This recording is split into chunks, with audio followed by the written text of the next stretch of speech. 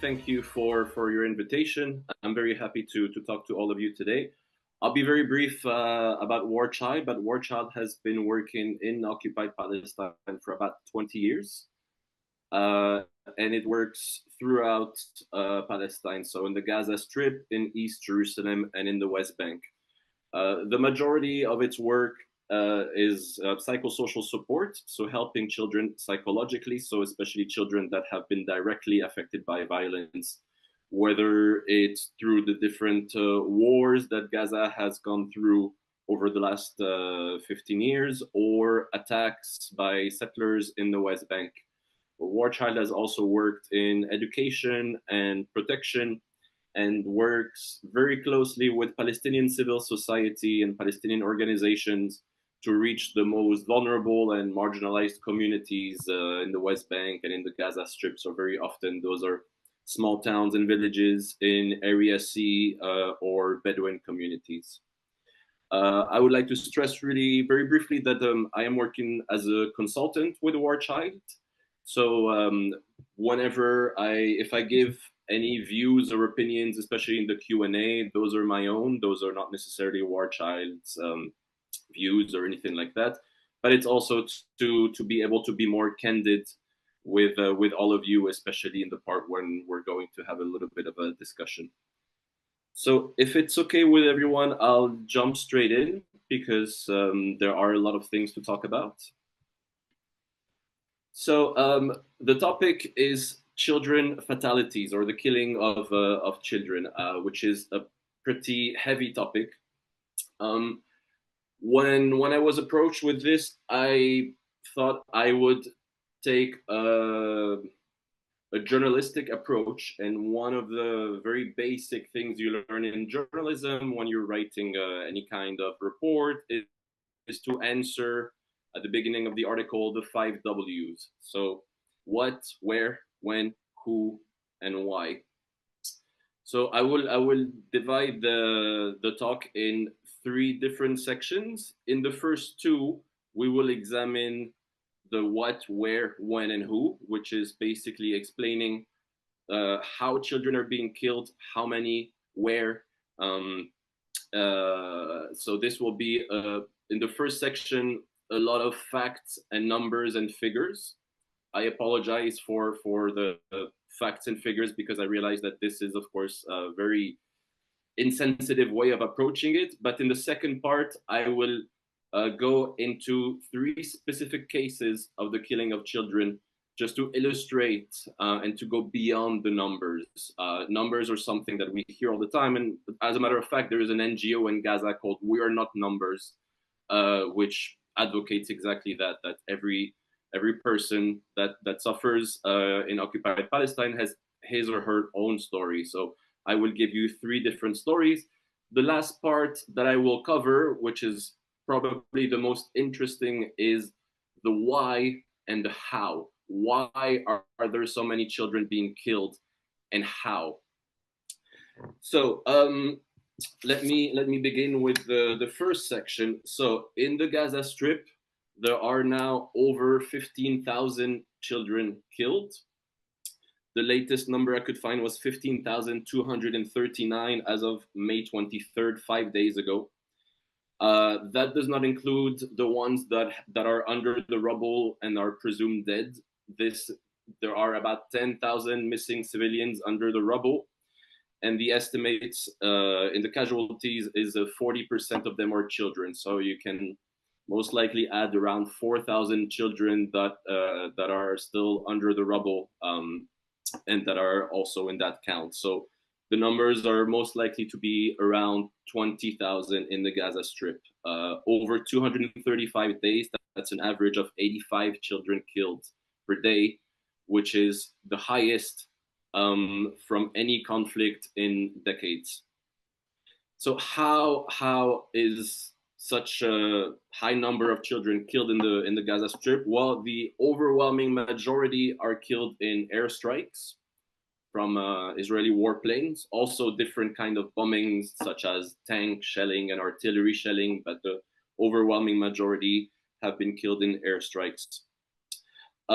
there is also a large proportion of children that died that could have been saved, but in the end died from their injuries due to the lack of access to hospitals, which is something that has been getting worse over the last few months.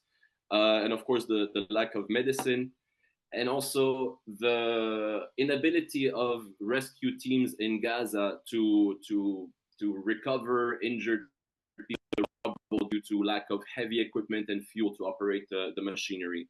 So there are a lot of children like that that could have been saved that were injured, but that still died. To add to that, as you may all know, the humanitarian condition in Gaza is catastrophic. So you also have children dying from starvation. The confirmed number that we have so far is that 31 people have died from starvation in the Gaza Strip. The overwhelming majority of those are children. Also, heat waves. Just 2 weeks ago, there was a 2-day heat wave, even though summer is not even fully there yet, but it's already getting hot. 2 small infants died from heat waves 2 weeks ago. Some died in the cold, from the cold during the winter. And also, I will stress that the combination of all those factors, so malnutrition and starvation, but also diseases and the exposure to the elements, all feed into each other. So a child who is suffering from malnutrition is more vulnerable to diseases and is therefore more likely to eventually die, or at least to be severely compromised. So a lot of those different issues actually intersect and make it a lot worse. There is also the case, of course, of the hospitals losing a lot of their capacity. So, for instance, something that is quite recurrent is hospitals running out of fuel, and therefore any newborn, especially premature babies, are at risk of dying whenever they run out of fuel and there is no more power for their incubators. Just a few days ago, on May 24th, for instance, the Al-Aqsa hospital in the middle of the Gaza Strip was about to run out of fuel, and it had 20 newborns and premature babies that were at severe risks. There were videos circulated on social media showing doctors trying to warm up the premature babies with their hands and using the torchlight of their cell phones. I will not share those videos here because I find them a little bit heartbreaking, but later in the next parts, I will share my screen and share a few photos and videos when I talk about specific cases of children that have been killed. So that's for the Gaza Strip. For the West Bank, there are about 130 children killed. I say about because the information is not always instant, but as of May 16, we had 124 children killed, the overwhelming majority by the Israeli army. 124 out of 502 people killed in total. So that's about 1/4 of all the Palestinians killed in the West Bank since October 7th, including in East Jerusalem, are children. Just last week, there was a very long, nearly 2 days, 40-hour Israeli army raid in Jenin, something that is a daily occurrence. The West Bank raids have escalated a lot since October 7th, and the Israeli army is using live bullets and lots of excessive force. So 4 children were killed during that raid last week. One 14-year-old was killed 2 days ago near Hebron. Just to give you a short description of the raid in Jenin, one of War Child partner is called DCI Palestine. DCI stands for Defense for Children International. It's an international network that focuses on children's rights. You might have heard of them because they were blacklisted by the Israeli government a couple of years ago. So when they described how 2 of the children were killed in the first day of the Israeli raid in Jenin last week, I will read part of their statement that says, A number of soldiers approached the two children and opened fire on them. An Israeli soldier targeted Mahmoud with several bullets and struck him in the head, chest, abdomen, and foot, where the second child sustained gunshot wounds to his lower extremities. Israeli forces obstructed the movement of ambulances while the children lay wounded on the ground. After about 15 minutes, they were transported by a Palestinian ambulance to Jenin Government Hospital, where Mahmoud was pronounced dead on arrival and the other child was treated for his injuries. So apologies, that was the story for the first child that was killed. So what you get from this very short excerpt is a little bit of a description of the raids by the Israeli army. So the raids themselves are nothing new. There have been raids by the Israeli army in Palestinian towns and villages since decades. I mean, it's a routine part of the Israeli occupation in the West Bank and East Jerusalem. They actually escalated more than 1 year before October 7th, 2023. They escalated under the previous government before Netanyahu, when it was headed by the prime minister was Naftali Bennett, around April 2022, where all of a sudden the Israeli army started with much larger, much more lethal raids, especially in the north of the West Bank, in Jenin, Tulkarem, and Nablus. And compared to the previous raids, the violence escalated a lot. And then this went further up after October 7th. But already throughout 2023, for instance, during some of those raids, the Israeli army did not just use guns, but they also used missiles, so fire-shouldered missiles and drone-fired missiles to target houses. So much more destructive and lethal than in the past. And one thing that was highlighted in this statement is that the Israeli army prevented ambulances from reaching, and paramedics from reaching the injured children. And that delay is something that we see very often, and we will actually talk about it in the case studies later. But it has been documented really there's a long list of documentation of the Israeli army preventing ambulances and paramedics from reaching the injured, whether it's combatant or children or any kind of civilians, including shooting at ambulances and paramedics and injuring some of them like that with light bullets, and also besieging hospitals. The rationale of the Israeli army is that they don't want anyone injured to reach the hospital because it might be someone that is on their wanted list. So they encircle the hospital and prevent anyone from entering the hospital. So children also that whether they were deliberately targeted or targeted as part of collateral damage, very often are simply unable to reach the hospitals because anyone injured is prevented from reaching the hospitals. So we were saying out of those 130 children killed, the overwhelming majority were killed by the Israeli army, but there were also at least 2 killed by Israeli settlers. Since October 7th, the line between settlers and Israeli soldiers is a bit blurred because the Israeli after October 7th called up at its reservists, and that includes a number of settlers. And those settlers, the majority of them were stationed in the West Bank rather than Gaza. So the same settlers that were committing violence in attacks against Palestinian civilians in the West Bank are now doing the same thing, but wearing an Israeli army uniform. And they've increased their attacks and their violence against Palestinians. So I will go now, if I can share my screen, into a few cases, a few stories.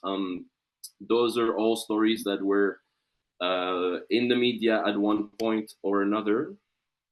Salim, is there any way I can share my screen? I think I need your permission.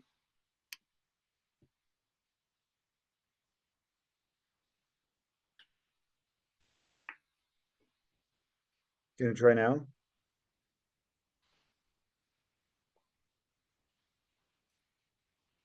Is it working? Yeah.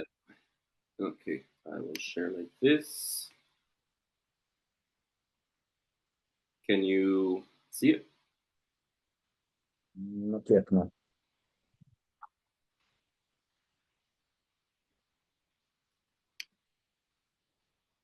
Let me see. Let me try again. Up.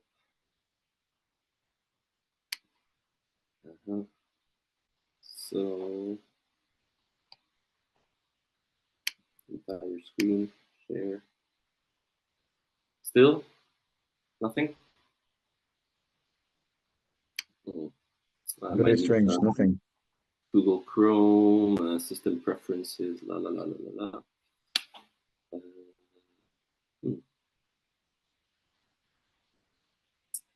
Not sure how to do it.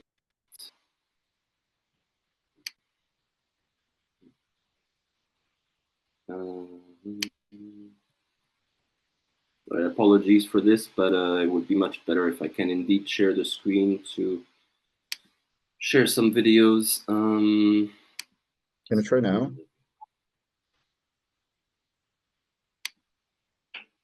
Entire screen, share.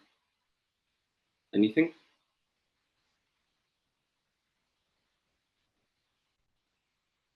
No, I'm not. Sorry,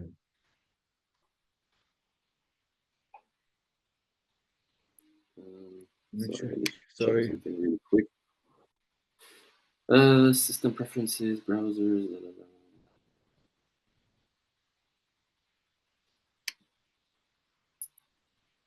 Yeah, I think I need to update something. So in order not to waste time, maybe what I can do, I will email you really quickly the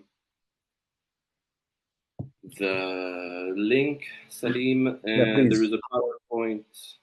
Okay, let me see, retransfer.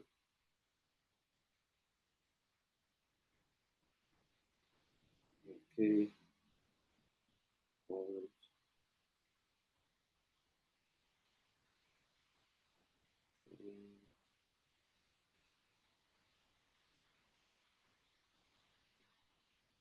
Okay, I sent it to you by email. It's a WeTransfer, so if you can download it whenever you get it, and then just open the PowerPoint, and that would be great. Thank you. Yeah, sure. I'm on it. Okay, so as not to waste some time, I will start. So the first child that I want to talk about and to share her story is 12 or 13. I've seen both. A year-old girl from Gaza called Dunya Abu Mohsen. She was killed December 17th.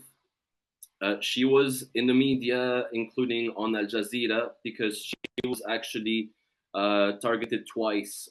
In the beginning of December, her family home in North Gaza was targeted by an Israeli airstrike, where her both parents and two of her brothers were killed, and herself, she was severely injured, and one of her legs had to be amputated. After that, Al Jazeera interviewed her. But 2 weeks later, in December 17th, while she was in a hospital, in the Al Nasser hospital in Khan Yunis, in the maternity ward, she was targeted. Well, the hospital, that department was targeted by a tank shell, which killed her. Um, the Al Jazeera then went to the hospital, and Al Jazeera's bureau chief interviewed the doctor, the head of pediatrics at Al Nasser Hospital, who told him that actually the shell that landed in the room where Dunya was did not explode. So other children were injured, but Dunya herself was killed because the tank shell fell directly on her. So in the end, he did specify that if that shell had actually exploded, then there would have been dozens of casualties. And as I was saying, she was in the maternity ward of the hospital. So if that shell had exploded, the majority of people killed would have been children and women.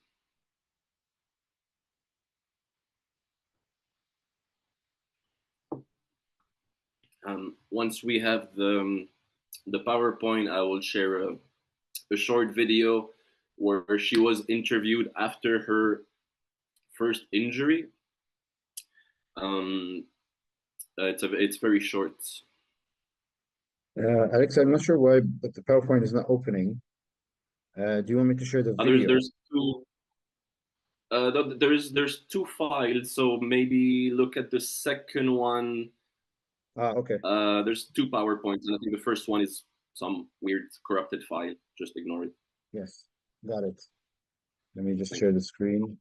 Perfect. You can skip ahead to her picture and ignore the first couple of slides. Thank you. Can you guys see it? Yeah.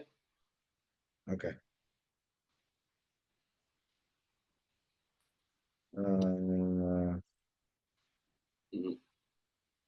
Yeah. Thank you, Salim. So this is Dunya.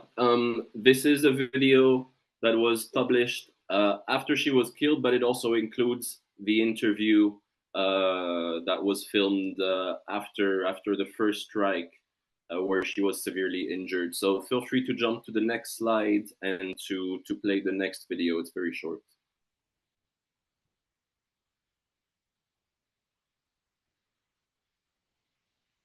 There should be a play button at the bottom. Yeah. I hope there's sound. Yeah, can you guys hear the sound? No.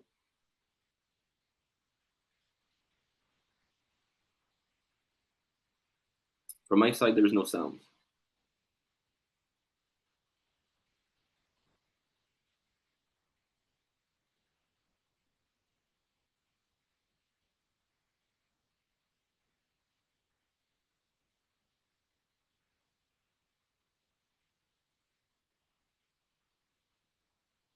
Sorry, guys, just 1 second.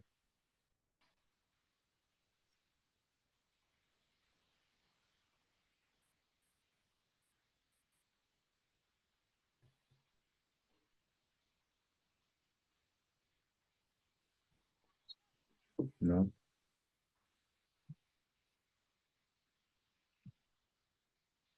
There's no sound, right?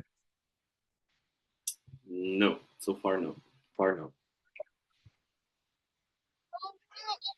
Ah, here we go.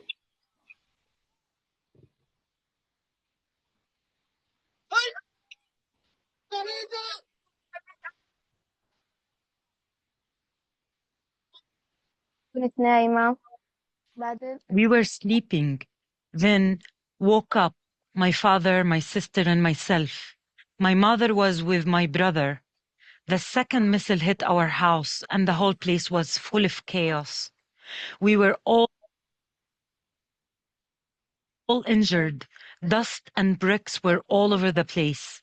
My mother and father lost their lives together with my sister and my younger brother. My other brother and sister and myself escaped death. She lost her leg too, but the 12-year-old girl says she will not give up on her dreams. I hope to be a doctor to help people. Now my life is changing. They have gone. We are alone now without them. I was connected to this life because I was very much connected to my mother, father, and siblings who died. But I must continue despite the fact that I will never forget them. Thank you, Salim. This particular story really struck me when I read about it initially on the day that it was published, when she was killed on December 7th, because first of all, with how old she was, 12 or 13 years old, that means that she was born after the blockade. So there is, in all likelihood, she had never left the Gaza Strip in her entire life. And for those of you that maybe speak or understand Arabic, her name means world. So you can imagine that I found it particularly heartbreaking to have a child whose parents named her World, uh, has most likely never seen the rest of the world, and was killed before she had the chance to do all of that. So even though she survived the first airstrike and she could have had a life as an amputee and as a person with disabilities, that second airstrike ended all of that. The next cases are two children that were killed in the West Bank. Those received some attention, especially from the BBC that did an investigative report and video about them.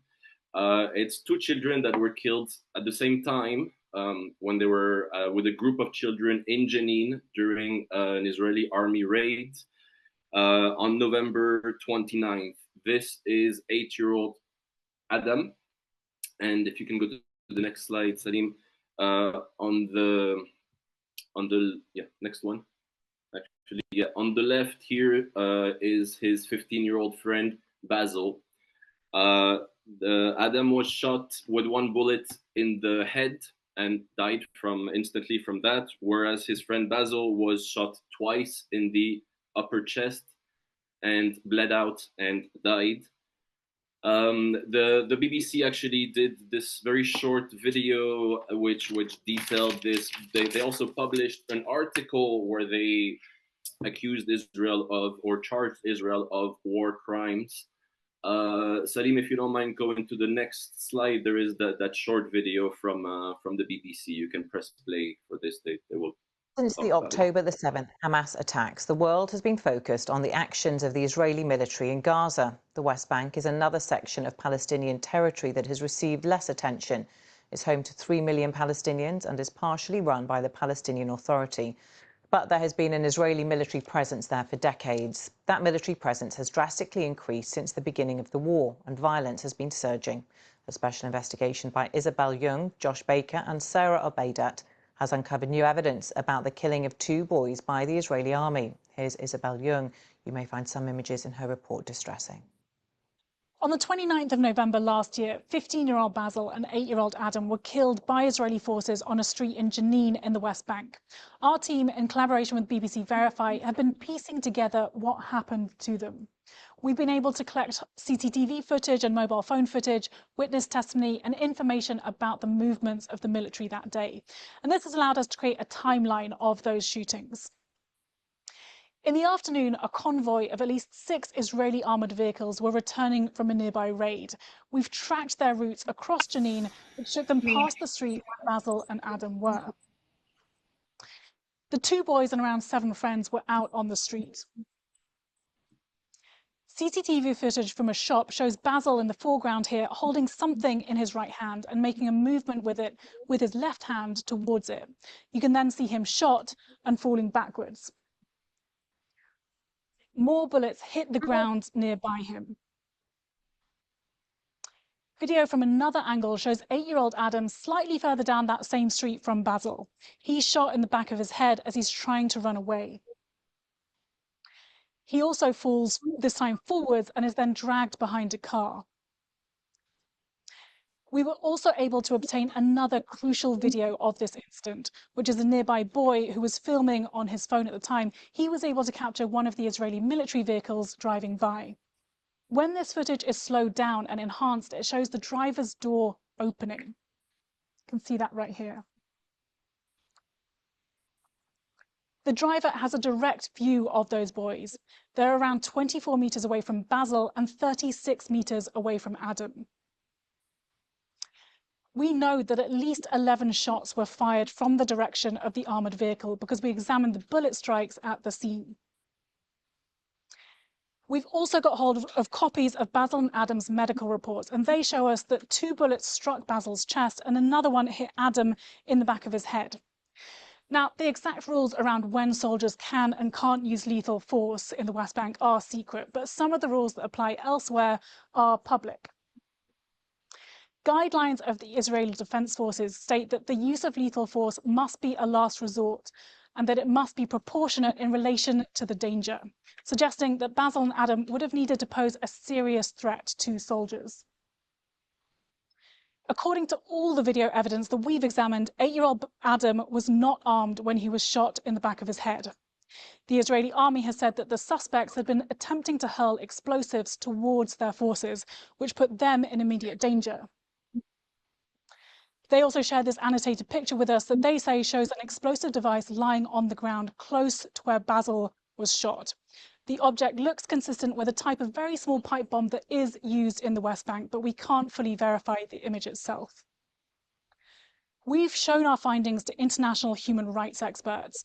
Dr. Lawrence Hill Cawthorne, the co-director of the Center for International Law, told us that the soldiers were in armored vehicles. Even if they were a threat, they should have driven away and planned an arrest, rather than defaulting to apparently indiscriminate lethal force, which is a violation of international law. Ben Saul, the UN Special Rapporteur on Human Rights and Counterterrorism, has told us that while there may be questions about the use of lethal force in Basil's case, the killing of Adam, in his view, appears to be a war crime.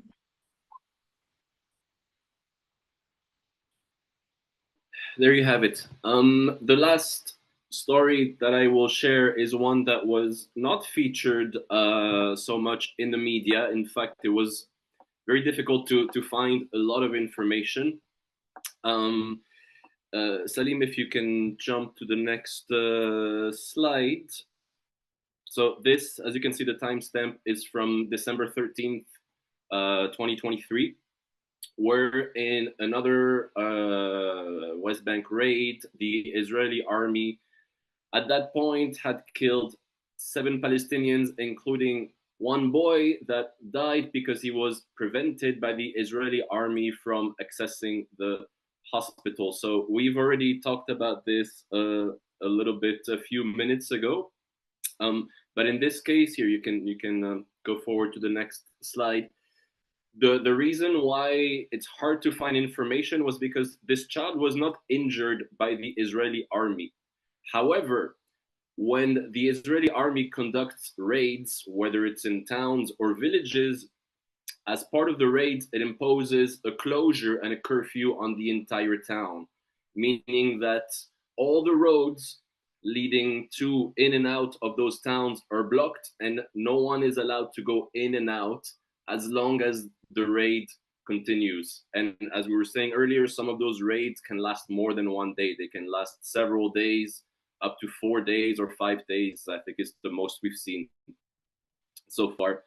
So in this story, and the video is in the next slide, what we can see is that, and what I could gather from a little bit of information around, was that the child was sick. I couldn't find what kind of sickness he had, but due to the curfew and closure, his father had to carry him from the edge of the town to the hospital on the center on foot during the ongoing raid, and then try to bring his child to the hospital, to the Jenin government hospital, but was denied entry by the Israeli army, and the child died. This is just a very short clip. You can play it now, Salim, if you want. مريض مش عارف توصل على المستشفى. الرجل المريض حاول الوصول إلى مستشفى جنين الحكومي.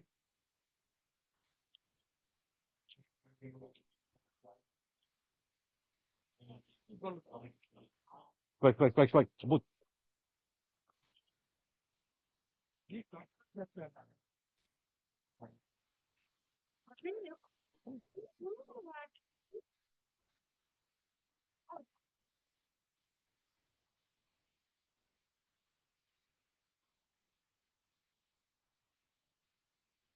أيوه.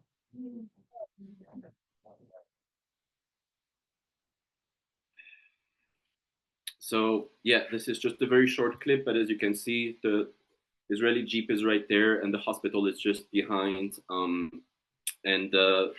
If you can switch to the next slide, Salim, this is what Ahmed looked like. He was 13, and he died in his father's arms.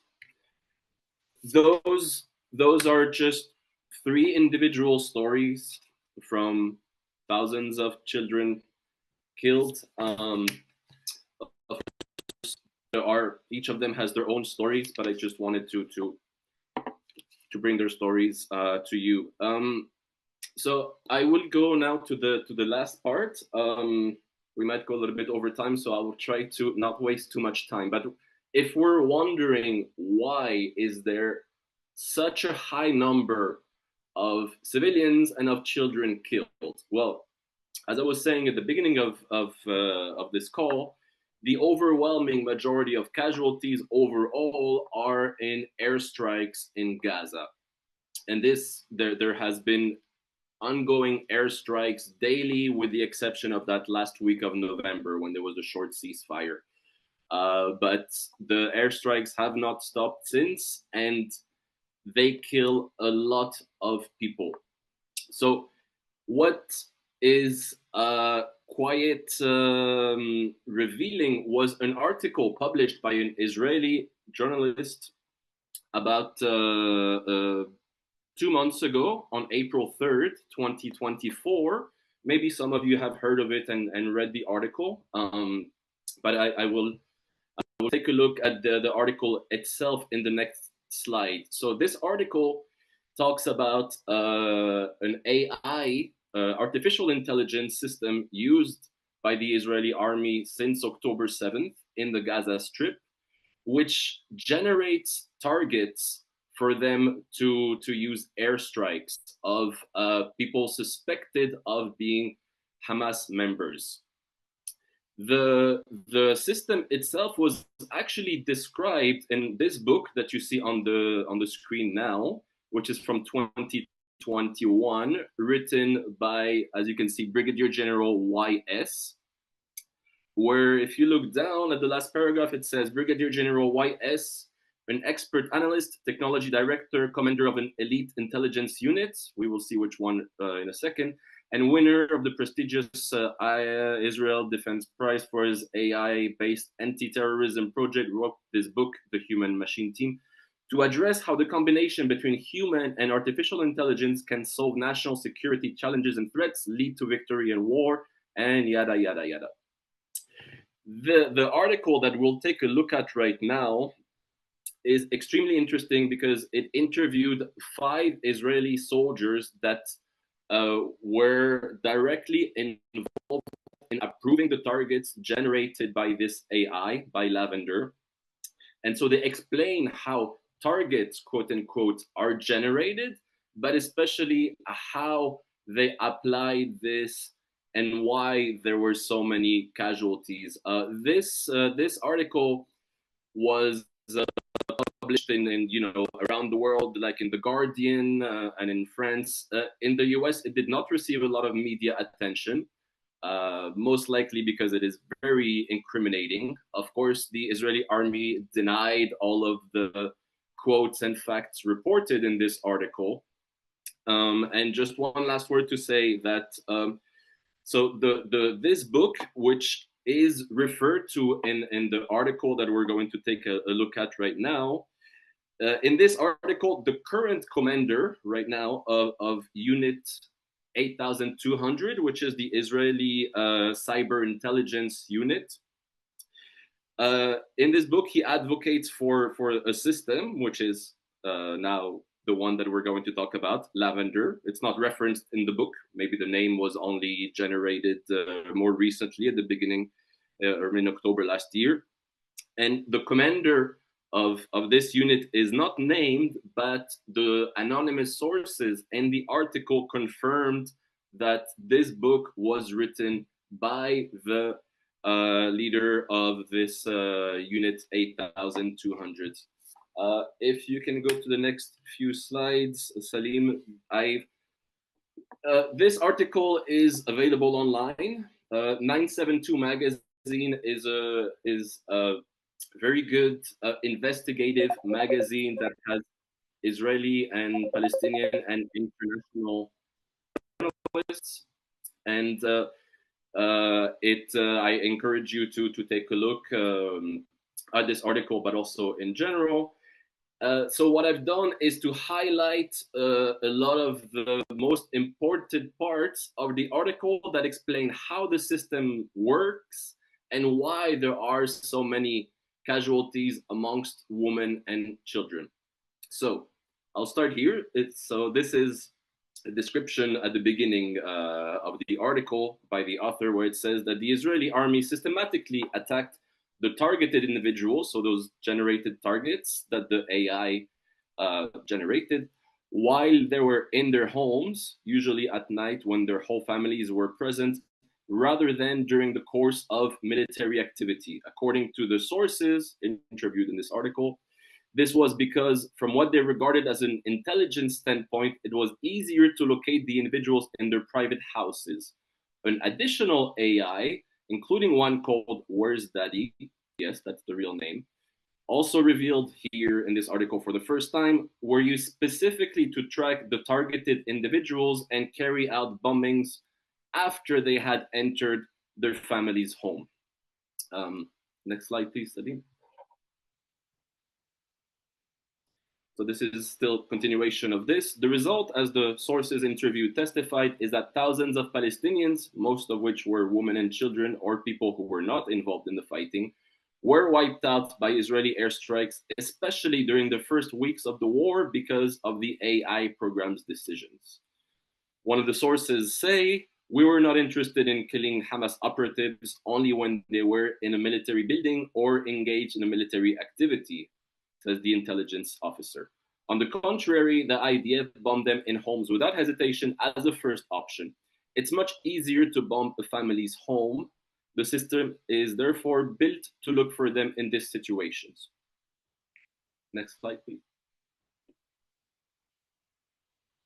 Then, in addition, according to those same sources, when it came to targeting junior militants, so not high operatives and commanders of Hamas, but junior militants, the army preferred to use only unguided missiles, commonly known as dumb bombs, in contrast to smart bombs. So those are the same that were mentioned in the media repeatedly when it was mentioned that the US was spending its JDAM 2,000 2-ton bombs.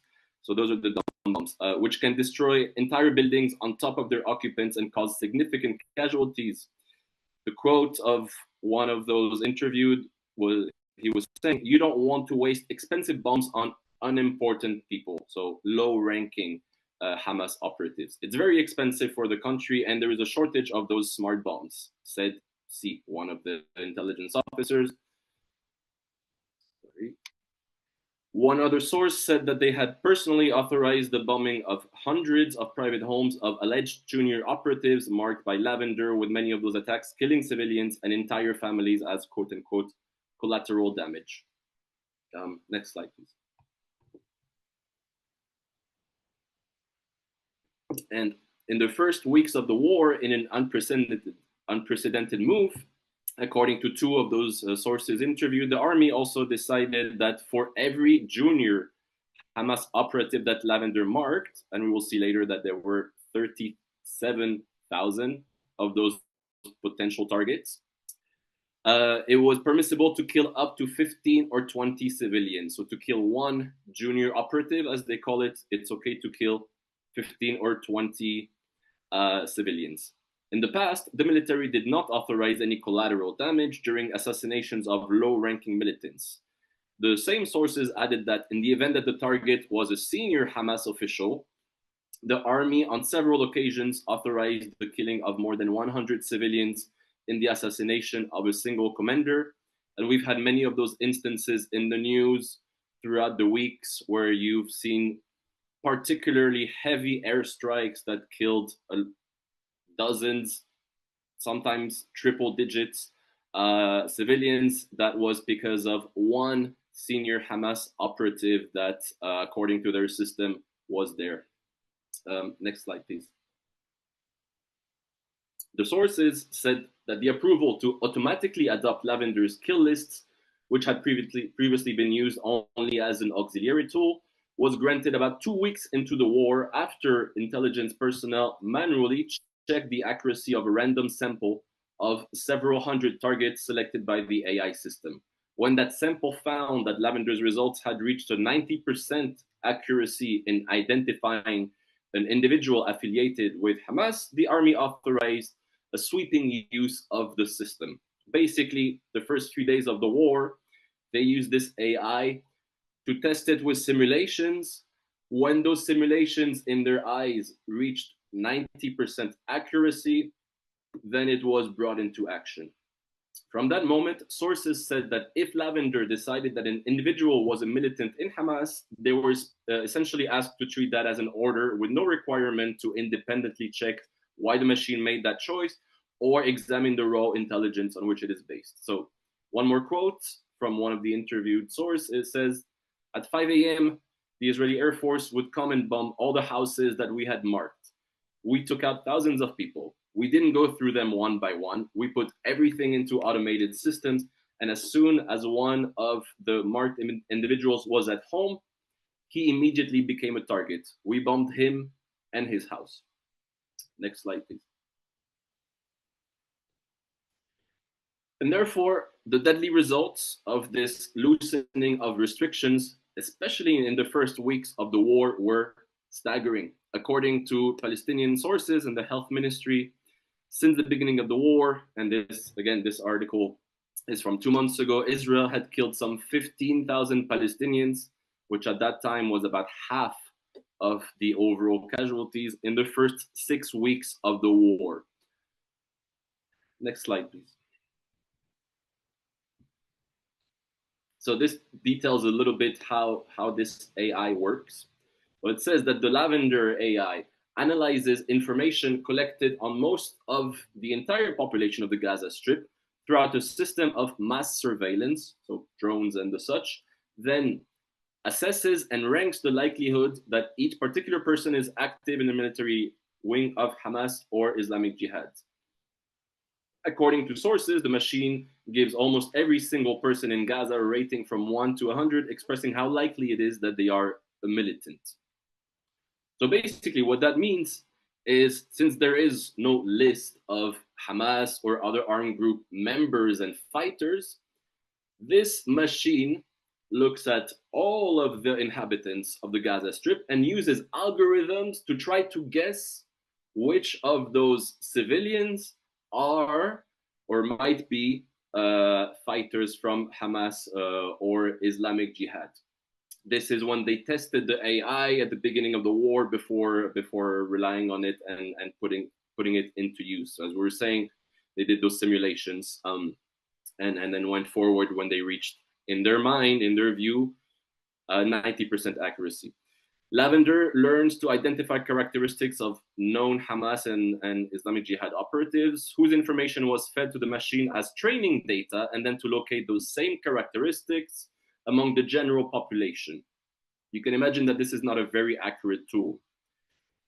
An individual found to have several different incriminating features will reach a high rating and thus automatically becomes a potential target for assassination. Next slide, please, Sadi. B, a senior officer who used Lavender, he told this magazine that in the current war, officers were not required to independently review the assessments of this AI system in order to save time and enable the mass production of human targets without hindrances. He says, and I quote, "Everything was statistical, everything was neat. It's very dry." He noted that this lack of supervision was permitted despite internal checks showing that Lavender's calculations were considered accurate only 90% of the time. In other words, it was known that in advance that 10% of the human targets slated for assassination were not members of Hamas at all.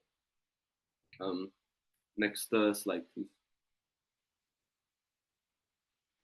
The same source said that the reason for this automation was a constant push to generate more targets for assassination and for airstrikes. In a day without targets, we attacked at a lower threshold. So if you run out of targets with this AI, you lower the filters to generate new targets. We were constantly being pressured, bring us more targets. They really shouted at us. We finished killing our targets very quickly. He then explained that when lowering the rating threshold of lavender, it would mark more people as targets for strikes. At its peak, the system managed to generate 37,000 people as potential human targets. But the numbers change all the time because it depends on where you set the bar of what a Hamas operative is. There were times when a Hamas operative was defined more broadly, and then the machine started bringing us all kinds of civil defense personnel, police officers, on whom it would be a shame to waste bombs. His words. They help the Hamas government, but they don't really endanger soldiers. Next slide, please.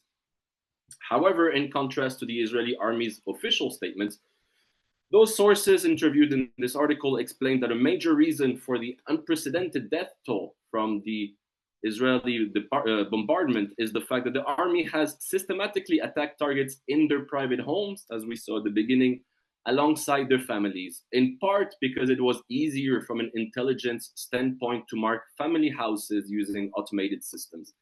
Indeed, several sources emphasize that as opposed to numerous cases of Hamas operatives engaging in military activity, in the case of systematic strikes, the army routinely made the active choice to bomb suspected militants when inside civilian households from which no military activity took place. This choice, they said, was a reflection of the way Israel's system of mass surveillance in Gaza is designed. Next. Thank you. The sources told this magazine that since everyone in Gaza had a private house with which they could be associated, which the Israeli army knows of, the army's surveillance system could easily and automatically link individuals to family houses in order to identify the moment those operatives enter their houses in real time. Various additional automatic softwares have been developed. These programs track thousands of individuals at the same time, identify when they're at home, and send an automatic alert to the targeting officer who then marks the house for bombing. One of several of these tracking softwares revealed in this article for the first time is called Where's Daddy? And the source explains, you put hundreds of targets into the system and wait to see who you can kill. It's called broad hunting. You copy paste from the list that the target system produces. Evidence of this policy is also clear from the data. During the first month of the war, more than half of the fatalities, over 6,000 people, belonged to 1,340 families, many of which were completely wiped out while inside their homes, according to UN figures. Next slide, please. Thank you. Another source interviewed in this article said that each time the pace of assassination waned, more targets were added to systems like Where's Daddy to locate individuals that entered their homes and could therefore be bombed. He said that the decision of who to put into the tracking systems could be made by relatively low-ranking officers in the military hierarchy. One day, he adds, totally of my own accord, I added something like 1,200 new targets to the system because the number of attacks we were conducting decreased. Next slide, please. Lavender and systems like Where's Daddy were thus combined with deadly effects, killing entire families, sources said, by adding a name from the generated lists to the Where's Daddy home tracking system. The marked person would be placed under ongoing surveillance and could be attacked as soon as they set foot in their house, collapsing the entire house on everyone inside. He explains, let's say you calculate that there is only one Hamas operative and 10 civilians in the house. Usually these 10 will be women and children. So absurdly, it turns out that most of the people you killed were women and children. Next slide. Yep. The three intelligence sources. Okay, I'll try to be quick. Sorry. Let's jump ahead. One more slide. Let's continue. I'll skip those. One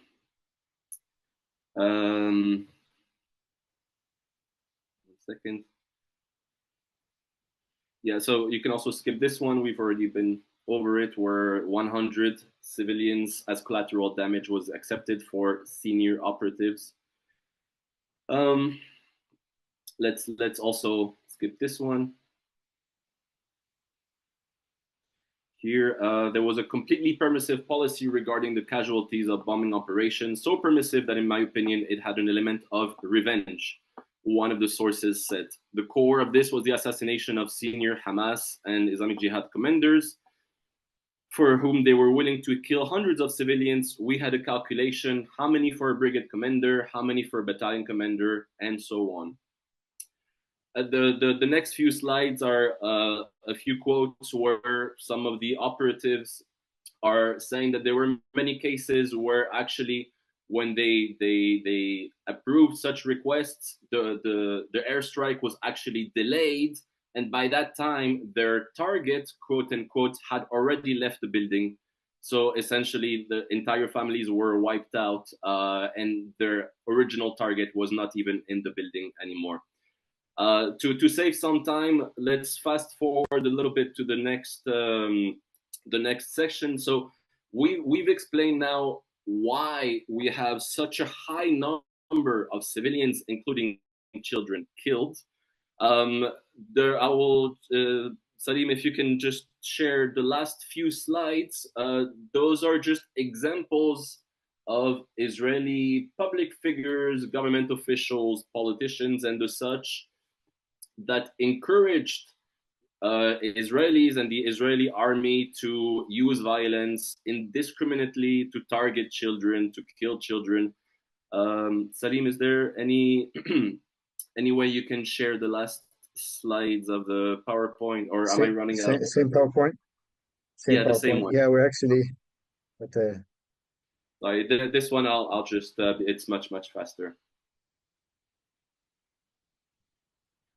Apologies. I see that there are a few questions. If they're directed to me, I'll try my best to answer them as soon as we finish going over this presentation. If we have time for a Q&A in a couple of minutes. There should only be a couple of slides at the end. No, it's not there. Sorry, it's not there. Okay, let's. It's in a separate document. It's in a PDF in the folder that you have. So you can open the database of Israeli. Yes. This is actually a database that was compiled by South Africa during its first application to the International Court of Justice. For those of you that followed those hearings, South Africa compiled lists of statements which amount to incitement and hate speech and you name it, from different Israeli government officials. The list is very long, so I just highlighted a few. But many of those, if you can zoom in a little bit, Salim, many of those basically encourage the Israeli army to kill anyone and everyone, and to not to target children and the such. So, for instance, Minister of Defense saying, "I have removed all restraints. You're allowed to attack everything." Netanyahu saying Gaza is the city of evil. Scroll down a little bit. The Israeli president saying it's an entire nation out there, talking about Gaza and or all of the Palestinians in the West Bank too. This that is responsible. This rhetoric about civilians not aware, not involved, it's absolutely not true. That's him saying civilians were involved in October 7th and therefore, in his view, are by extension legitimate targets. Netanyahu saying we're the people of the light, they're the people of darkness. You get the idea, but the list is very long, and it also includes Israeli military commanders giving the same kind of views, comments, basically telling their soldiers to go and kill as many as possible, to not worry, to not discriminate. And this is something that has been ongoing. Those kind of statements are appearing on a daily basis, even now, 8 months into the war. You have regular statements like this. They've been reduced a little bit because of the International Criminal Court and the ICJ, where those statements were used as incriminating evidence. So the number of politicians now Israeli politicians are now quieter, but there are still lots of similar calls and incitement and hate speech being published on a daily basis. And that is, of course, one reason why the Israeli army is acting, as you saw in the West Bank. Well, I guess the only way to describe it is trigger happy, but also in Gaza and everywhere in Palestine with a spirit of revenge for the October 7th attacks, as was quoted in that investigative article about the AI. Several of those interviewed said that that was the spirit that they felt, especially when they were receiving orders from above, that the idea was basically revenge for the October 7th attacks, rather than any military objectives or strategies. I will stop here. My apologies for going way over time. It's never easy to stay short and to the point, but I will be very happy to take any questions and answer that. Salim, I will let you go back as a administrator if you want to guide the next session. Honestly, it was I didn't even notice the time. A lot of the information you've shared were very, very important. Thank you for sharing a lot of the stuff.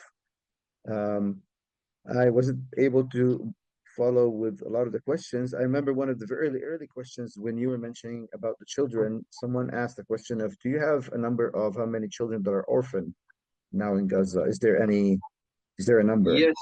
Yes. The latest number that I've seen on May 23rd was 17,000. Let me double check. I have it here in my phone.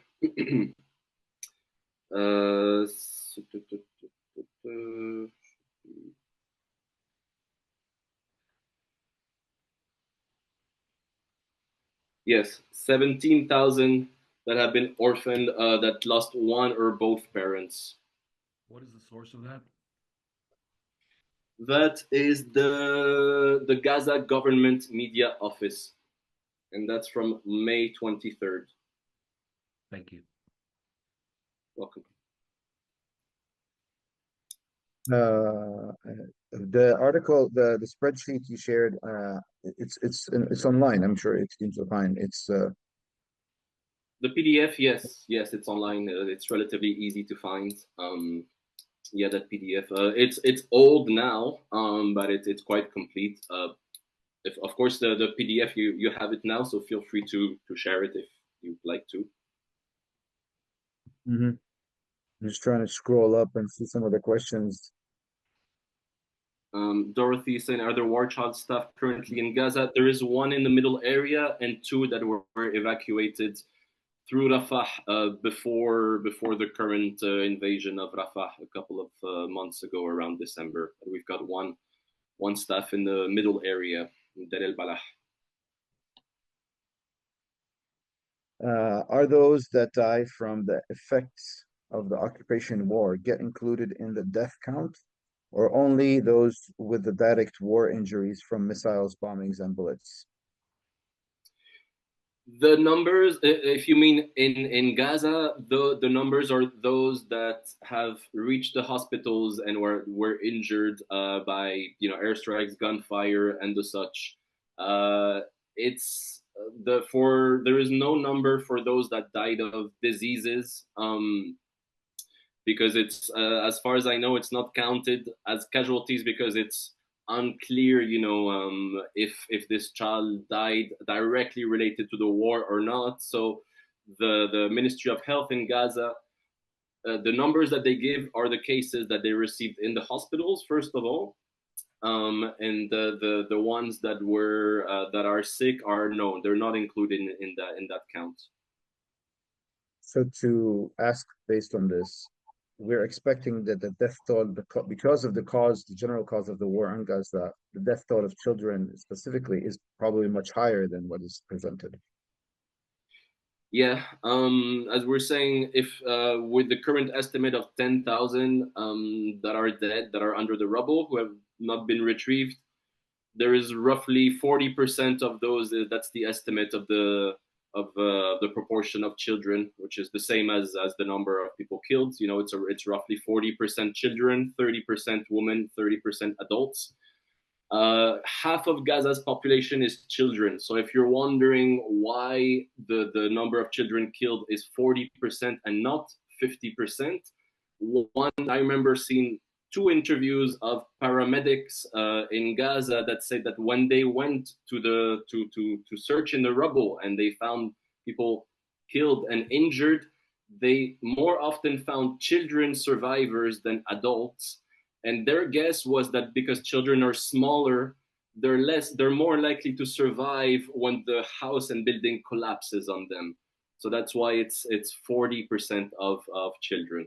But yeah, if you count those 10,000, then there are 4,000 or 5,000 of those are children. So the total number is 19,000, 20,000 in terms of killed in airstrikes or violently.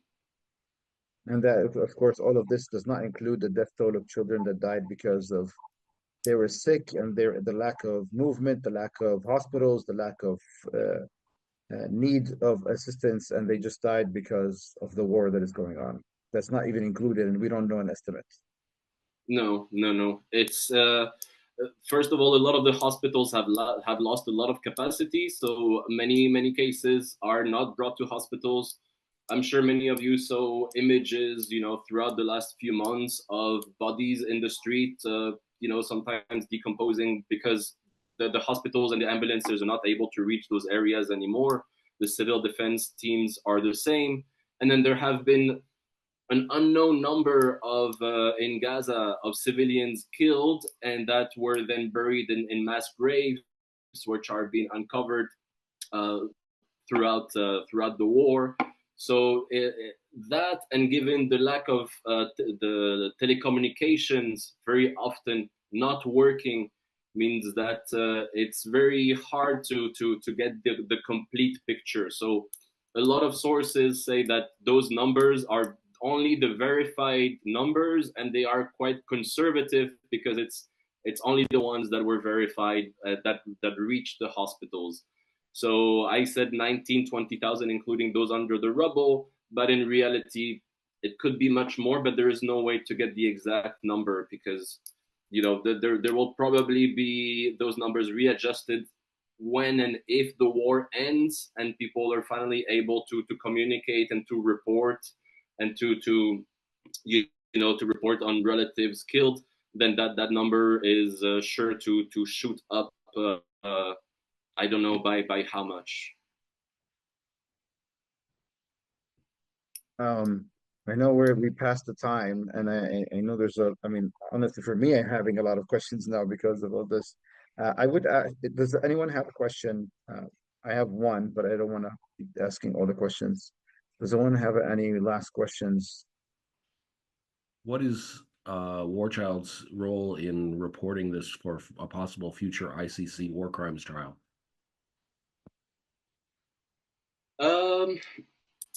War Child has not worked directly on the ICC.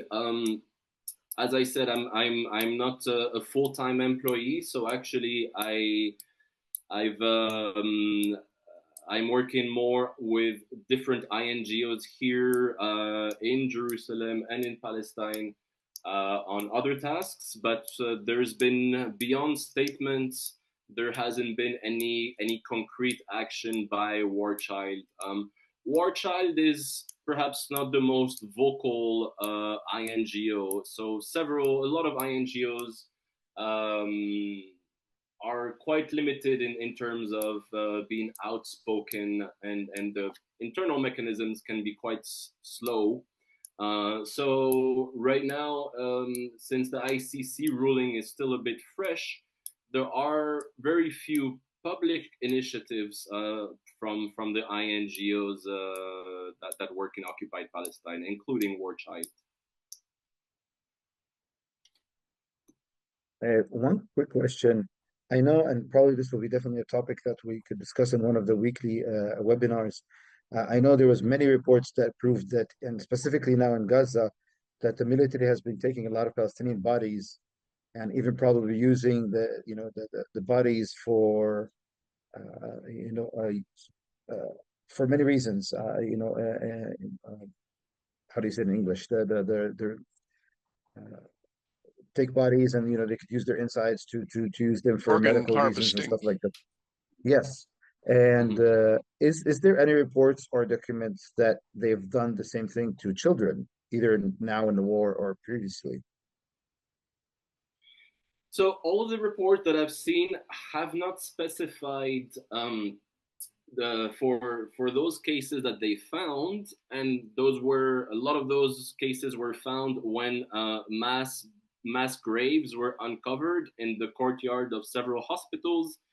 Those There were reports saying indeed organ harvesting and skin harvesting, but those reports don't detail the exact identity of those buried people. They don't specify if those were women or children or adults or anything like that, unfortunately. Well, Alex, I mean, for me, honestly, thank you for the details. It really helps to understand more, beside, just different narratives and how people, try to hide things. And what you shared is something that has been very important. Thank you all for staying with us. And, I know we passed the time 15 minutes and we didn't have a chance to call to action, but still, I think the information Alex was sharing was very important to us all. We did in the chat link, my colleague Ton was sharing some of the call to actions. I hope you guys have seen it. I'm hoping Ton can share them again. Yes. So basically, if you want to take a look at the calls to action and move forward. And with that, Alex, thank you so much for all this information. And you know, I only want to say that I really hope that this comes to an end, to see children not suffer from these kind of brutality and targeting, but yet definitely feel free to live as a child with no fear of all this kind of stuff. So thank you, Alex. Thank you, Salim, and to Sabil, and to everyone for attending. Really, thank you. So everyone, I think we just want to maybe keep the chat on for just like maybe 1 or 2 minutes. If you want to look at the chat and just go to the call to action, so you can use it. And yeah, that'll be for today.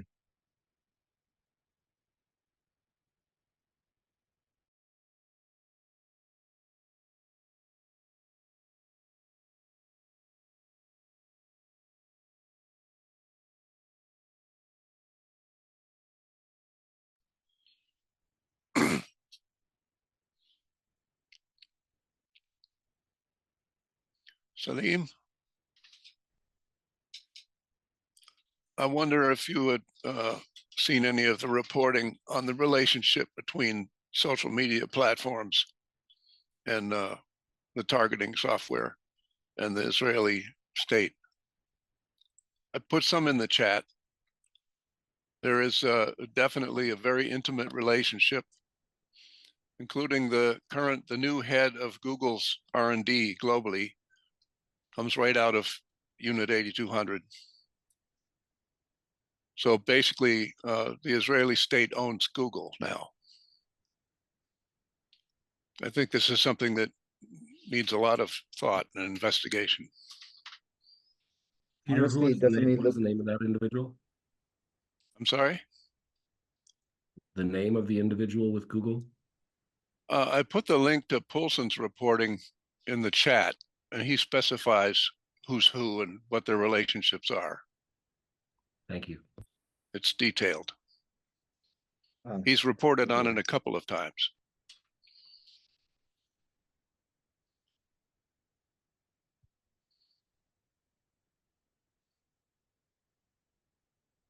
Thank you very much. Our hearts are broken. Good luck. Thank you all.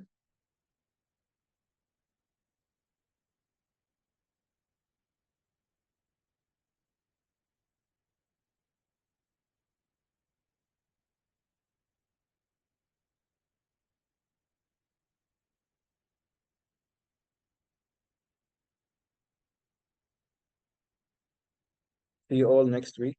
And please do share through our social media to your friends, family, and other people more about our coming weeks of webinars.